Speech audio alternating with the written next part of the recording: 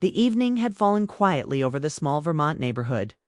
Anna sat by her kitchen window, watching the last streaks of light fade behind the maple trees. The soft hum of the refrigerator filled the silence of her little house. She had always loved quiet moments like this, but lately the silence felt heavier, as if it carried a kind of loneliness she couldn't ignore anymore. Life had been calm, predictable, and carefully arranged. At 32, she worked as a graphic designer from home, spent weekends painting, and occasionally visited her elderly parents a few towns away. But over the last few months, she had started feeling detached from the world, as though she was living life through a glass wall. People smiled, talked, and laughed around her, but she felt invisible. That night, her phone buzzed with a new message. It was from her neighbors, Mark and Lisa, the couple who lived next door. They had been friendly for years, always inviting her to barbecues or offering her fresh cookies when she looked stressed. But this message was different. "Hey, Anna, we're having a little evening get-together tonight. Nothing big, just stories, wine, and good company. You should come over." Anna hesitated. It had been months since she'd socialized properly. She could already picture the cozy warmth of their living room, the laughter, small talk. And yet a part of her wondered if she even remembered how to belong in such spaces. But something about the invitation felt personal, as if they really wanted her there. Maybe it was time she stopped running from people and started saying yes again. She typed back, "I'd love to." Half an hour later, Anna stood outside their house, clutching a small box of pastries she'd picked up earlier. The soft glow from the windows spilled onto the porch. When she knocked, Lisa opened the door with her usual cheerful smile. "Anna, you came. Come in. You must be freezing." Inside, the air was warm and smelled faintly of cinnamon. Candles flickered on the coffee table, and gentle jazz played in the background. Mark was pouring wine into 3 glasses. "Glad you could make it," he said, handing her one. "It's been ages since we've seen you relax." Anna smiled awkwardly. "Yeah, I guess I've been caught up in work." They sat down, and the evening began softly, with jokes, laughter, and easy conversation. Lisa spoke about her new photography project, and Mark teased her about always turning their living room into a photo studio. Anna laughed for the first time in weeks. The warmth of the wine and the calm rhythm of their voices made her forget how long it had been since she had real human connection. But then something shifted. The conversation took a more personal turn. Lisa leaned forward and asked, "Do you ever wish life felt different, like less predictable?" Anna hesitated. "All the time," she admitted. "Sometimes I feel like I'm just watching my own life from the outside." Mark nodded thoughtfully. "It's easy to get stuck in routine." "Will do." "But sometimes it takes stepping out of it, even just a little, to remember who we are." Anna felt a strange sense of curiosity. "What do you mean?" Lisa smiled. "Well, sometimes Mark and I do small things that make us feel alive again. New experiences, even silly ones. Life's too short to keep everything locked up inside." The words hung in the air like a secret message.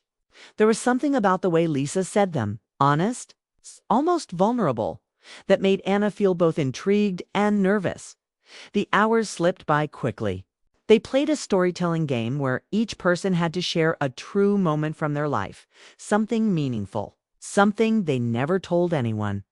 Mark went first, sharing a story about how he almost gave up on his career years ago. Lisa talked about losing her best friend and how it changed the way she saw people. Then it was Anna's turn. She froze for a second. Her mind went blank. There were so many stories she could tell, yet none that felt right. Finally, she took a deep breath and said softly, "When I was younger, I used to dream about doing something brave. Not wild or reckless, just something that made me feel alive. But somewhere along the way, I stopped trying." The room went quiet. Mark and Lisa didn't interrupt. They simply listened, eyes warm with understanding. Anna continued, "I think I've built this life that looks good from the outside, but inside, I feel like I'm missing something. I don't even know what it is." Lisa nodded slowly. "Maybe you just need a reminder, something that brings that spark back." Anna smiled faintly. "Maybe." There was a pause, not awkward, but thoughtful. The kind of pause that happens when people feel safe enough to sit in silence. Then Mark said, sometimes all it takes is letting people in, letting them see who you really are.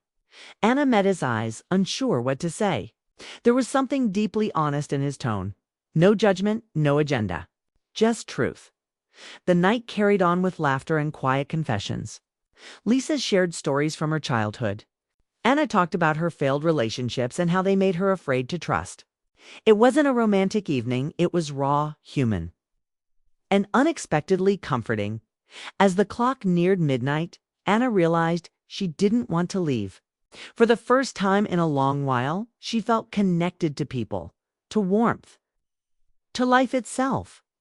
When she finally stood to go, Lisa hugged her tightly. "You should come over again soon," she said. "We really like having you here," Anna smiled, her heart fluttering in a way she didn't understand. "I'd like that," she said quietly.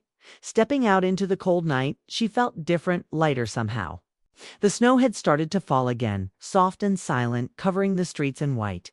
She walked home slowly, replaying the evening in her mind, their laughter, their words, the way they had looked at her, not as a lonely neighbor, but as someone who belonged. As she closed her door behind her, Anna felt something stirred deep inside. It wasn't love. Exactly. It was something deeper. A sense that maybe she wasn't meant to live on the sidelines of her own story. Maybe connection wasn't as impossible as she had thought. That night, she couldn't sleep. Every time she closed her eyes, she saw their faces, the warmth in their eyes, the comfort in their voices. She wondered why it had felt so special, so electric. There had been nothing inappropriate. Yet the air had carried an unspoken energy, a shared understanding that something about that night had shifted. As the hours passed, Anna finally realized what it was. For years, she had been waiting for someone to notice her, to see her beyond the quiet exterior. And now, for the first time, she had felt truly seen. Lying in bed, she smiled to herself. Maybe life had just handed her a small, unexpected beginning. She didn't know where it would lead, but she was ready to find out. Cliffhanger. The next morning, Anna woke up to a text from Lisa. A simple message that said, "Same time next Friday. We have something we'd like to show you." Her heart skipped a beat. She didn't know what to expect, but she knew one thing for sure. She was going. Friday arrived faster than Anna expected. All week, she couldn't stop thinking about Mark and Lisa, about the way that night had felt, the warmth, the honesty. Their message had stayed in her mind. Same time next Friday. We have something we'd like to show you. At first, she thought about declining. She told herself she was busy, that she had work, that she shouldn't get too close to people she barely knew. But deep down, she knew it wasn't true. She wasn't scared of them. She was scared of what they made her feel. Awake by the time evening came. She found herself standing in front of her mirror, debating what to wear. It wasn't a date, she told herself, just another friendly evening. Still, she changed her outfit 3 times before finally settling on a soft gray sweater and jeans. Something simple, something that didn't look like she was trying too hard. When she arrived, Lisa opened the door before she even knocked. "You came," she said, her eyes lighting up. "We were just talking about you," Anna laughed nervously. "All good things, I hope." "Course," Mark said from the living room, smiling as he poured wine into 3 glasses again. "We're glad you're here." The house looked a little different this time. The lights were dimmer, the music slower, a calm, cozy atmosphere. A small fire burned in the fireplace, filling the room with soft warmth. Anna felt immediately at ease. Lisa gestured for her to sit. "We were just talking about how people are afraid to be seen for who they are," she said. "Most of us live half our lives hiding what we really feel." Anna nodded slowly. "It's easier that way, I guess. Less chance of getting hurt." Mark handed her a glass and said, "Maybe, but it also means less chance of really living." The words hit her harder than she expected. She sipped her wine and tried to smile, but inside, she felt something shifting. They weren't just talking, they were touching something she'd buried deep inside her for years. Lisa leaned forward. "We wanted to show you something tonight," she said softly. It's something we do together, not a game, but more like an exercise. It helps us understand each other better. Anna frowned a little, curious. An exercise? Lisa nodded. We call it truth moments, basically. We take turns saying something we've never said out loud before, something real, even if it's small. Anna hesitated. That sounds ... personal. Mark smiled gently. That's the point. Most people never say what they really feel, but when they do, it changes everything. Anna looked between them at their calm, honest faces and felt safe enough to nod. Okay, she said. I'll try. Lisa went first. She talked about her fear of growing older, about how she sometimes felt invisible despite her confidence. Mark shared how he used to hide his emotions to look strong, and how that only made him feel more alone. Each confession was simple, but it carried weight, the kind of truth most people never dared to say aloud. Then it was Anna's turn. She sat in silence for a long moment, her heart racing. I guess ... She started, her voice quiet. I'm scared that I've missed my chance to feel something real. I've spent so much time building walls that I forgot what it's like to let anyone in. Neither of them spoke. The fire crackled softly between them, the sound filling the silence. Finally, Lisa reached out and gently touched Anna's hand. You just did, she said. That simple gesture, the warmth of another hand, brought tears to Anna's eyes. She hadn't realized how much she'd needed that small connection. The rest of the evening unfolded with quiet conversation and laughter. They shared memories, talked about art, music, and dreams. Every topic seemed to pull Anna in deeper, reminding her what it felt like to be fully present with people who cared. At one point, Mark stood up and dimmed the lights even more. We do this every few weeks, he said. It helps us stay grounded to remind ourselves that life isn't about routine. It's about presence. He motioned toward the fireplace. Just sit back, close your eyes, and listen. Anna hesitated, but she did as he said. The crackle of fire mixed with soft instrumental music playing from a small speaker. Lisa spoke softly, guiding their breathing like a meditation. Let go of the noise, she said. Let go of all the voices that tell you who you should be. Just feel this moment. Anna felt her body relax, her mind quieting for the first time in years. When she opened her eyes, both of them were watching her, not with judgment or expectation, but with something deeper. Understanding, Lisa smiled. You look lighter. Anna laughed softly. I feel like I just woke up. For a while, they said nothing. They just sat there, watching the fire dance. It was one of those rare moments where words weren't needed. Later that night, Anna was leaving. Lisa walked her to the door. You're always welcome here, she said. No need to wait for an invitation. Anna smiled. You sure? Absolutely, Lisa said, her tone warm. Sometimes the best things happen when we stop overthinking. When Anna stepped outside, the air was cold and clear. She looked up at the sky. The stars were faint, hidden behind clouds, but she could still see a few shining through. She walked home slowly, her thoughts a mix of calm and curiosity. Something had changed inside her that night. Not dramatically, not in a way she could explain, but she felt a pull, a quiet desire to live differently, to feel more, connect more, trust more. Over the next few days, she found herself thinking about Mark and Lisa constantly. Their words echoed in her mind. Let people in. She started small, talking more with her coworkers, calling her parents, going for walks in the park instead of staying inside. Each small step felt like reclaiming a part of herself. But no matter what she did, her mind kept drifting back to Friday night. The warmth of their home, the sincerity in their voices. The way they looked at her like they truly saw her. Then, one afternoon, she received another message from Lisa. We're thinking of doing something different this weekend. Would you like to join us again? It's something special. Anna stared at the message for a long time before typing back. I'd love to. When Friday came, she felt a mixture of excitement and nervousness. She didn't know what something special meant, but she trusted them. They had given her no reason not to. That evening, when she walked into their house, she immediately sensed the difference. The lights were lower, the air felt softer, and the fire burned brighter. Lisa smiled. "We're glad you came." Anna looked around and noticed a small projector set up in the corner, facing a blank wall. Mark was adjusting it. "We thought we'd show you something tonight," he said, his voice calm but full of meaning. Donna frowned playfully. "You keep saying that. What is it this time?" Lisa smiled. "A story," she said. "But this one's not about the past. It's about people who decide to stop watching their lives from a distance and start living them fully. People who choose to see and be seen." Anna felt her pulse quicken. The words sounded like they were about her, about all of them. Mark dimmed the last light and started the projector. The screen flickered to life with soft images, nature, faces, moments of connection. It wasn't a movie. It was more like a collection of feelings, laughter, trust, vulnerability, Lisa whispered. "This is how we remind ourselves to stay awake to life, to never become strangers to our own hearts."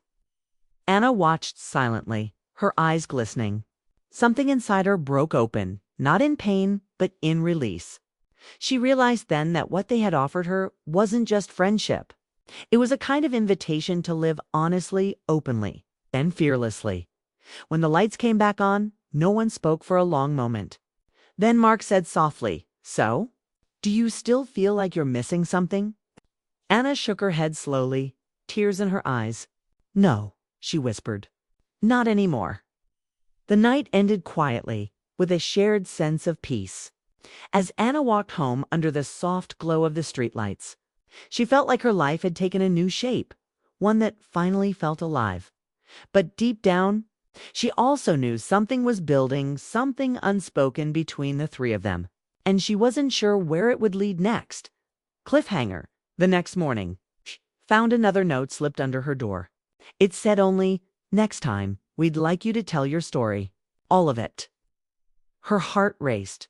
Maybe this was just the beginning. Anna spent the next few days thinking about the note that had been slipped under her door. "Next time, we'd like you to tell your story. All of it." She read it over and over again, unsure what it meant exactly. But she knew one thing: it wasn't just about talking.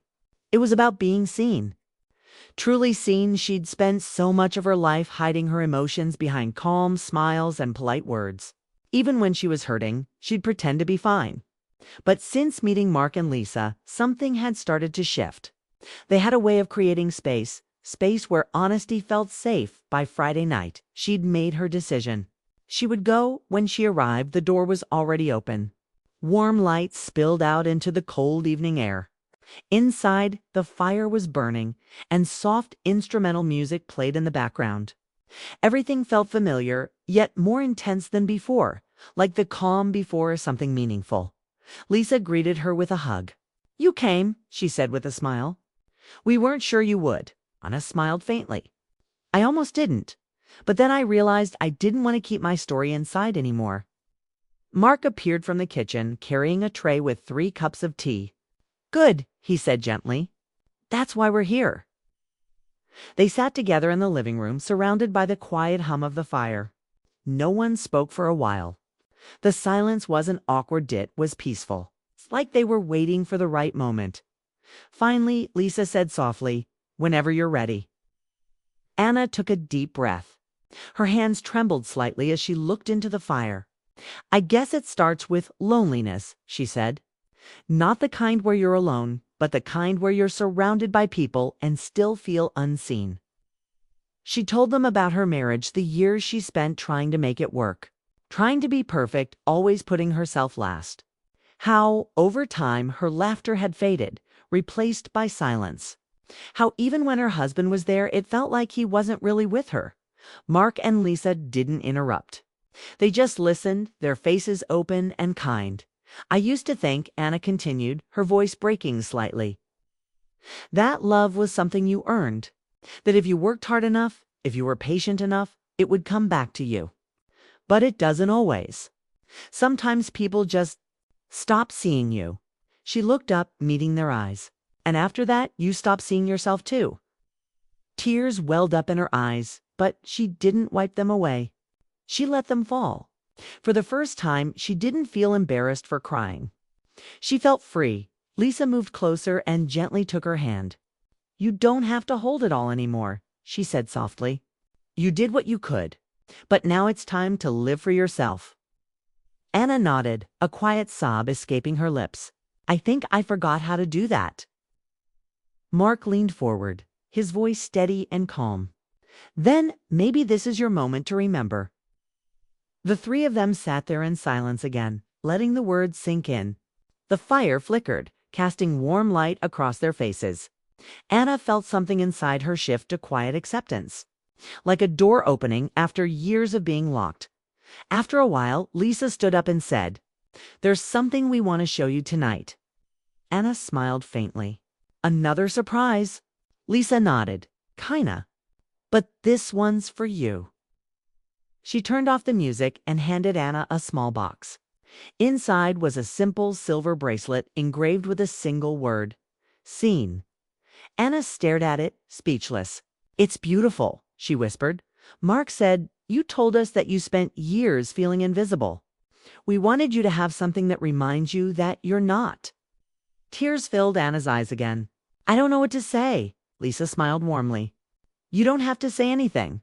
Just wear it when you need to remember who you are." Anna slipped the bracelet onto her wrist. It felt light but meaningful, like wearing a promise. For the rest of the evening, the conversation flowed easily. They talked about dreams, about the people they used to be, and about how hard it was to stay open in a world that teaches you to protect yourself at one point. Lisa said, people always think connection is about romance or attraction, but sometimes it's just about being understood. Anna nodded slowly. "That's what I feel here. Like I can breathe again." Mark smiled. "That's because you're finally letting yourself." The night grew quieter. The fire burned low, casting soft shadows around the room. Anna felt at peace, something she hadn't felt in years. It wasn't about excitement or passion. It was about presence, safety, truth. Before she left, Lisa walked her to the door again. "Anna," she said, "thank you for trusting us. Most people go their whole lives without ever letting anyone see them. You did something brave." Anna smiled, her voice soft. "You helped me remember that being seen isn't scary, it's human." Lisa hugged her tightly. "Exactly." As Anna walked home, snow had started to fall light and quiet, like a secret being whispered by the night.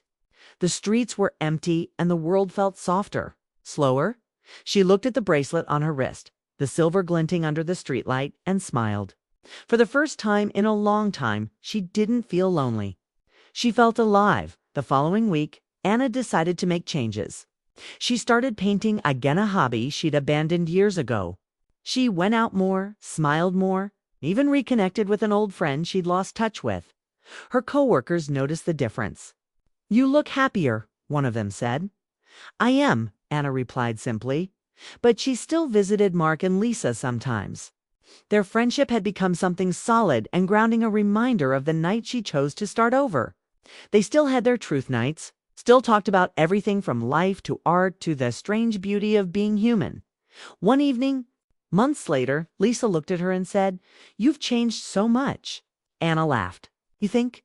Mark nodded. "You're not the same woman who first walked into our home." "I guess I finally stopped watching life from a distance," she said. "I started being part of it." Lisa smiled knowingly. "That's what we all wanted." Anna looked at them, the people who had once been strangers and had now become something deeper. She realized that sometimes the people who change your life don't do it through grand gestures. They do it by sitting beside you in your quietest pain and saying, "I see you." That night, as she walked home again, she thought about everything that had happened. The loneliness, the confessions, the healing. None of it had been planned. It had just unfolded naturally. It's the way life does when you stop resisting it.